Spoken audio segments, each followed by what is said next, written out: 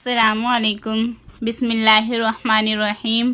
سنہری کرنیں، قصہ نمبر 75۔ وہ تو عورت کے حق میں موت ہے۔ وہ ایک عام سا آدمی تھا اور خاصی مدت سے ایک عرب ملک میں مقیم تھا۔ اس کی بیوی بچے اس کے پاس تھے۔ محدود آمدنی کے باوجود وہ اپنی زندگی سے خاصا مطمئن تھا۔ اس کا گھر، اس کی محبت کرنے والی بیوی اور بچے تھے۔ مستقبل کی ذمہ داریوں کے احساس نے اسے مجبور کیا کہ وہ ٹیکسی چلایا کرے تاکہ آمدنی میں اضافہ ہو، اور پھر وہ ٹیکسی ڈرائیور بن گیا۔ ایک دن وہ معمول کے مطابق ٹیکسی لے کر نکلا۔ سواری کے انتظار میں تھا۔ مغرب کا وقت ہوا جاتا تھا کہ برقع میں ملبوس ایک عورت نے ٹیکسی کو اشارہ کیا۔ اس نے ٹیکسی روک لی۔ عورت نے کہا کہ فوری طور پر ہسپتال کے ایمرجنسی وارڈ میں لے چلو، میں زچگی کی حالت میں ہوں۔ اس نے ٹیکسی دوڑائی اور فوری طور پر ہسپتال پہنچ گئے۔ عورت نے کہا کہ تھوڑی دیر انتظار کرو۔ نرسیں اس کو لیبر وارڈ میں لے گئی۔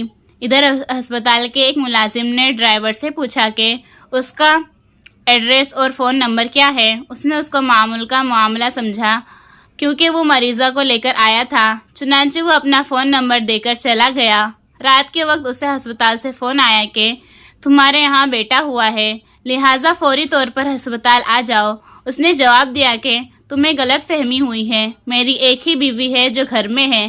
ہسپتال کے ملازم نے کہا کہ کوئی بات نہیں، تم ایک مرتبہ آؤ تو صحیح، تمہارا آنا نہایت ضروری ہے۔ تھوڑی دیر کے بعد ٹیکسی ڈرائیور ہسپتال پہنچ گیا اور جا کر میڈیکل اسٹاف سے جھگڑا شروع کر دیا کہ تم لوگوں نے مجھ پر نہایت ہی گھٹیا الزام لگایا ہے۔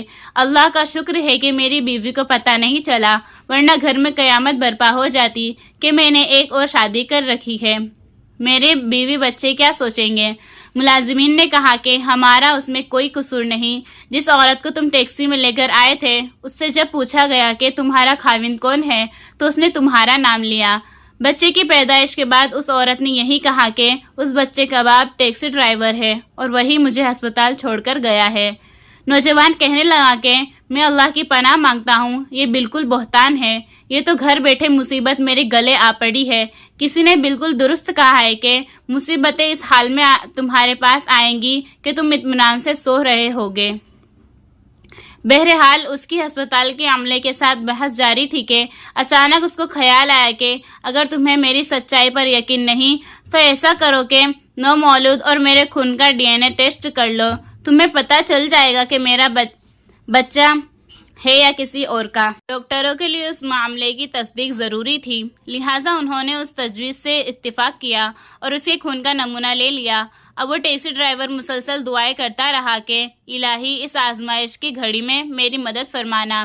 تھوڑی دیر کے بعد ڈاکٹر نتیجہ لے کر آیا اور کہنے لگا، نوجوان، ہم معذرت خواہ ہیں، خواہ مخواہ تمہارا وقت ضائع کیا ہے۔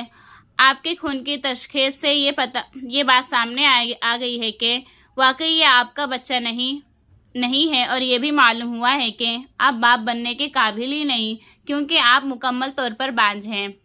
اب حیران اور پریشان ہونے کی باری اس نوجوان کی تھی۔ یہ خبر اس پر بجلی بن کر گری تھی۔ وہ بولا، تمہاری یہ بات تو پہلی بات سے بھی زیادہ سخت ہے۔ میں کئی سالوں سے شادی شدہ ہوں اور میرے 6 بچے ہیں، اور تم مجھے بانجھ ہونے کا سرٹیفکیٹ دے رہے ہو۔ یقیناً تمہاری لیبارٹری میں رپورٹ بیکار ہے۔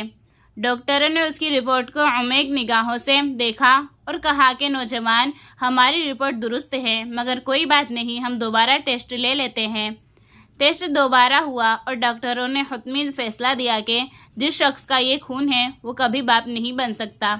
مگر میرے 6 عدد بچے اور ڈاکٹروں کا یہ دعویٰ کہ میں باپ بن ہی نہیں سکتا، وہ سوچ سوچ کر پاگل ہو رہا تھا۔